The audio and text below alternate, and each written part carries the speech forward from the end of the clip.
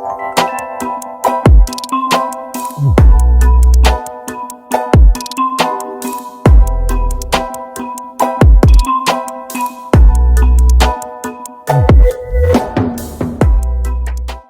ça c'est un.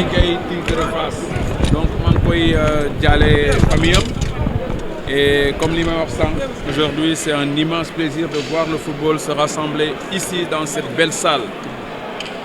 C'est une défaite logique. Augustin, je lui souhaite bon vent et bonne chance pour une bonne réussite dans notre football.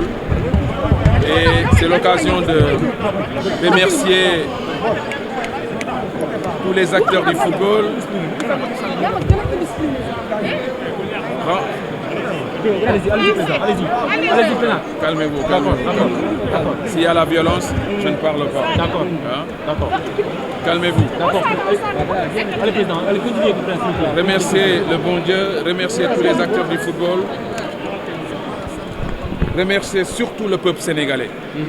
Et aujourd'hui, je suis plus motivé qu'avant et qu'aujourd'hui, je suis comblé de cette élection. En 2013, j'avais 40 voix et aujourd'hui, j'ai 123 voix.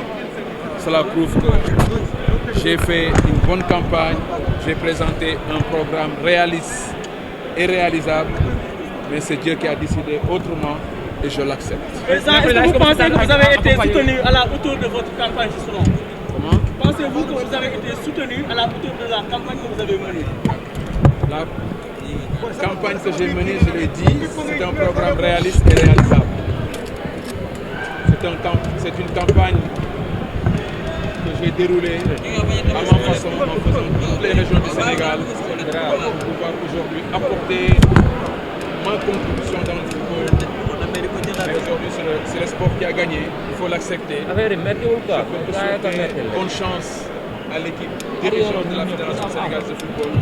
Et que le football... Est-ce que vous êtes prêt à rejoindre à l'appel? Vous allez vous présenter?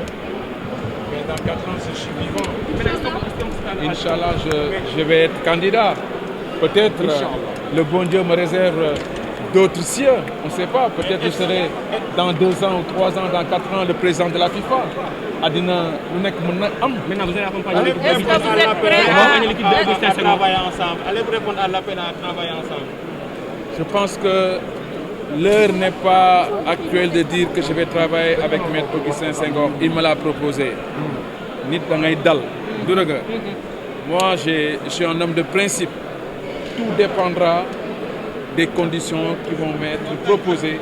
Mais d'emblée, je l'ai dit, je l'ai toujours dit, ce n'est pas à ma modeste personne.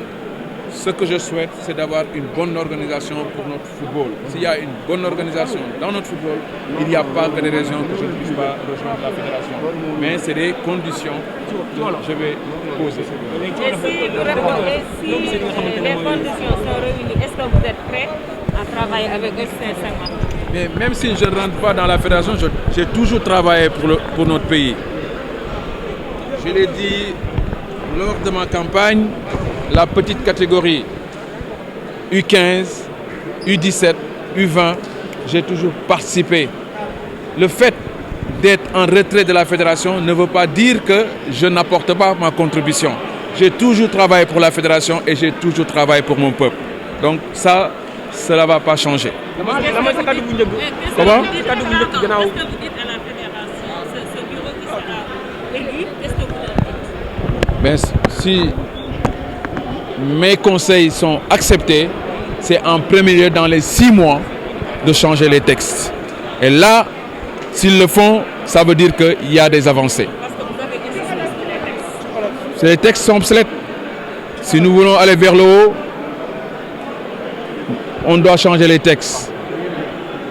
Et j'ai dit à Augustin, il pourra aussi prendre mon programme, le mettre en œuvre pour le développement de notre football. J'ai un programme réaliste et réalisable et je vous assure ce programme et nous pouvons le faire pour notre football. Si Olof Mangi remercier commencé ko déjà si Yalla ti remercier le bon Dieu, ti remercier sama famille, remercier sama yaay, remercier les acteurs du football et remercier le peuple sénégalais.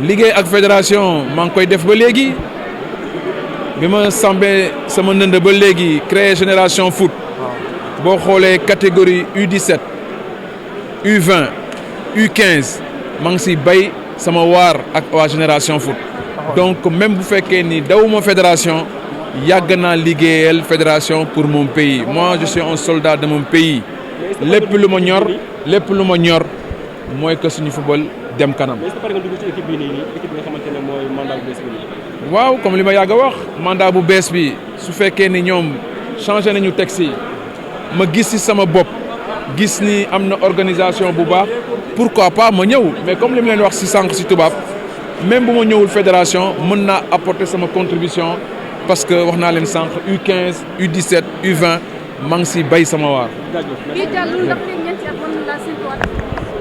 waaw ñeenti at xaw ma lu ñëw ëllëg peut-être yàlla am na leneen lu ma jencal tey gagné wu ma peut-être yàlla mën na ma ëllëg yóbbu ma kaaf lu nekk mën na ñëw ci àddina donc li mu leen di ñaan rek mooy non à la violence et que main dans la main yéen aussi la presse war nañ andi seen waar yokk foofu ci jëm kanam et nous avons un beau pays wasalaam. Merci beaucoup.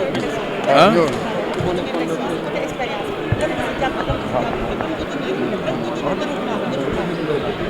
waaw déroulement bi ak expérience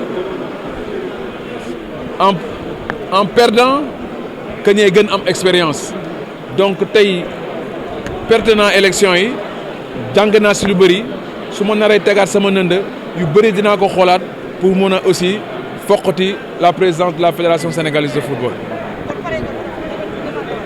kan man tant que maa ngi am dund tant que maa ngi am kattan bi. suñ ko war a teg su fekkee ni gis naa ci sama bopp dinaa tegaat samay ndënd jërëjëf. Merci. Et tout le monde s'est salué. On a montré que nous sommes tous des fils de ce pays, passionnés par le football. Nous nous sommes battus loyalement, démocratiquement.